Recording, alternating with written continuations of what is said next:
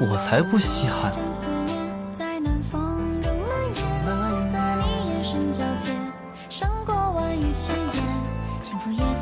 不再遥远。举头望明月，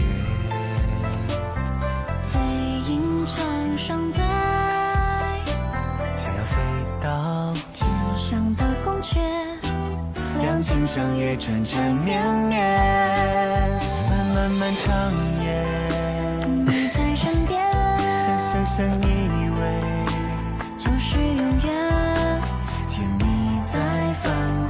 中盘旋，坠落在你和我之间。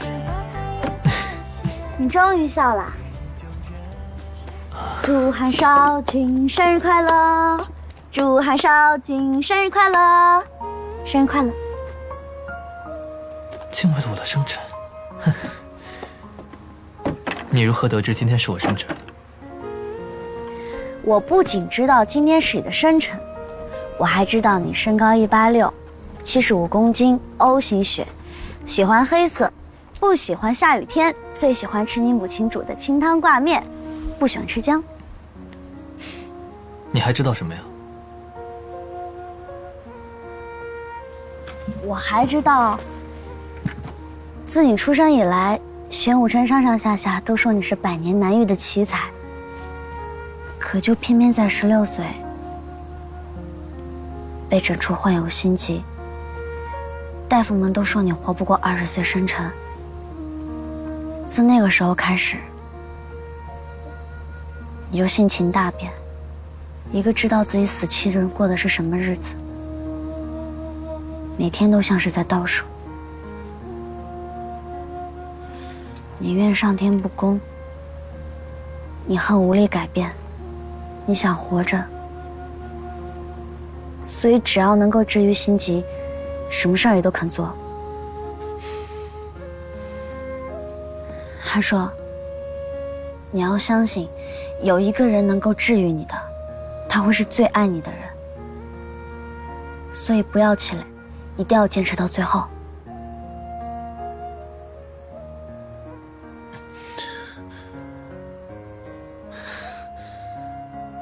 所有人在得知我活不过20岁的时候，都劝我想开些，仿佛我已经是个死人。你居然相信我还有救？那是因为你还没有遇见我啊。怎么又是这个表情了？这几天总是愁眉不展的，像刚刚那样笑起来多好看啊！我笑或不笑，有那么重要吗？当然重要了。月下美人若是不笑，岂不辜负美景良宵？这么说来，三公主想与韩某共度良宵，这不正在共度吗？火锅，来，少君，请。不管你是因为什么事情感到难过，没有什么是一顿火锅解决不了的。如果有的话，那就2顿。这是什么歪理？这是火锅法则。这法则的第2句就是检验一个人是不是对另外一个人真心，就看他烫的东西第一口要不要让给他。第一个，让给你。我患有心疾，吃不了辣。啊，没事，我爱吃辣，我能吃辣。还好我准备了鸳鸯锅。你看这红汤和白汤，明明不能相容，步调不一，却非要放在一个锅里。你喜欢吃辣，整锅都是红汤，岂不更好啊？整锅都是红汤，你不就不能吃了？再说了，火锅就是要大家一起吃才有意思啊。所谓求同存异，谁说立场不同就不能融洽了？鸳鸯锅就是要红汤跟白汤在一起，少哪一个都不行。少了哪一个都不行。你快点吃吧，你要是再不吃，可就没有啦。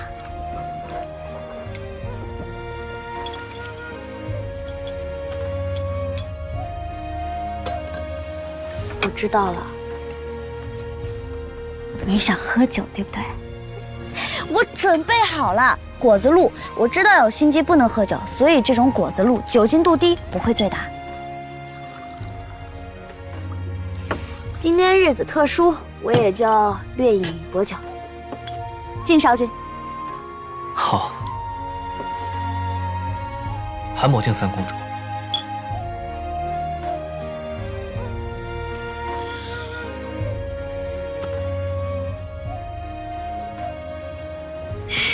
真是没想到，还能坐下来跟你好好喝一杯酒。来。